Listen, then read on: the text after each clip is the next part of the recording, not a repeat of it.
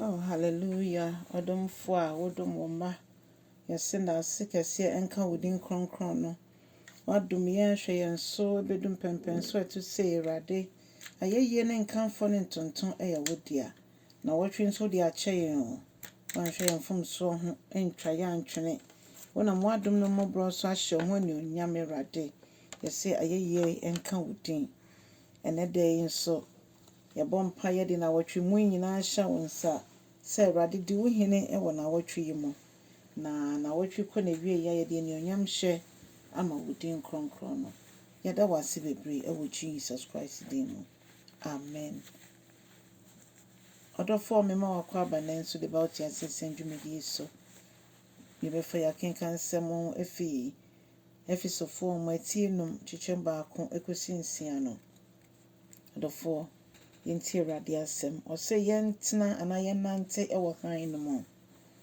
Ɔsɛ munsua Onyankopɔn efisɛ ɔno na wafrɛ mo sɛ moyɛ ne mma nti munsua no wade nyinaa mu. Afei momma yɛmbɔ abrabɔ a ɔdɔ wɔ mu. Yɛndi Kristo Yesu na namo echi.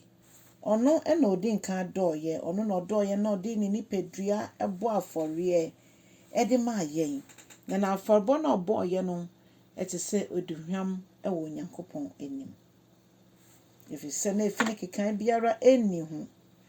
Afei ɔse mamomma edwamambɔ entena mo mu, mamomma efi entena mo mu anaasɛ ensisie entena mo mu efisɛ saa bɔne so nyinara enya ekwan wɔ Nyankopɔn anim. Obi bi ɔnante saa kwan ne so no enya akwanya wɔ Awurade anim.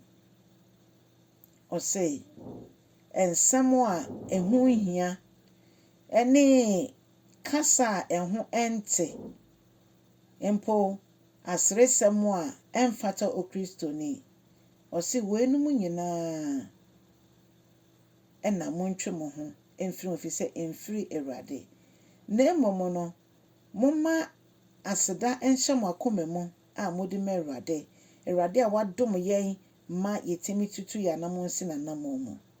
Ɔsɛ ɛsɛ yɛma yenida hɔ ne yegyina pinten ne yɛhwɛ sɛ ade a yɛfrɛ no efi abrabɔ enneɛma nsɛm fata entimi entena yemu efisɛ obi a ɔyɛ anytime nipa anaasɛ obi biara a ɔdwe no no nko ane ho no ɛrenkɔ ɔsoro ahemman mu.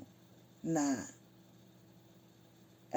sa obi biara a ne timu ɔden anaasɛ ɔyɛ pesimi nkonya no na Bible de ne gyina hɔ sɛ ɔyɛ bosomsomni.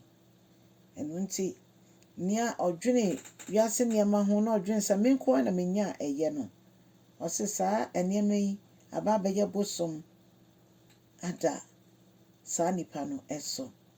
Awurade pɛ sɛ yɛtwe yɛn ho fi wiase nneɛma nyinaa mu. Afei ɔsɛ mɛyɛma obi biara ndaadaa yɛn. Ɔmo a ɔmo pɛ kwan sɛ ɔmbɛtwe yɛn akɔ bɔne mu. Ɔsɛ daabi. Efisɛ Onyankopɔn abufuhyeɛ ɛbɛtɔ ɔmo a ɔmo dane ɔmo akyi ɛma ɔno Awurade. Adɔfo no yɛsom nyame bi a ɔyɛ nyame ninkunni. Saa nyame ɔnni obi biara nkyɛ n'ani onyam. Ɔyɛ nyame a ɔka ɛbɛ mu na ɔhyɛ nso a egyina. Ɛno nti na ɛnɛ wafrɛ wo me ne wo a yɛyɛ ne mma sɛ yɛntietia nanamo mu ne yɛnsua no. Paul ka bi ɔsɛ monhwɛ me nsua me sɛdeɛ me nso mehwɛ Kristo Yesu esua no. Ɛno nti nyame nkronkron boa yɛn na yɛntimi ensua Kristo na yɛntutu yanamo sɛdeɛ Kristo etutu yɛ no. Kristo amma kasafi bia emfi n'anum na Kristo amma eniye bɔne biara andedi wɔ n'abrabom. Ɔbɛyɛ nipa deɛ nanso wanyɛ bɔne. Nti Awurade boa yɛn na yɛntimi nante ɛwɔ anamo mu sɛdeɛ yɛsua wo na yɛsua Kristo Yesu nso. Ɔdɔfoɔ abrabɔ ɛnɛ mu no ɛte sɛn ɛso nyame ani ana ɛso nyame ani ana. Etwa sɛ yɛma Onyankopɔn kwan ma n'ani onyam ɛyɛ kɛseɛ ɛwɔ yɛabrabɔ mu.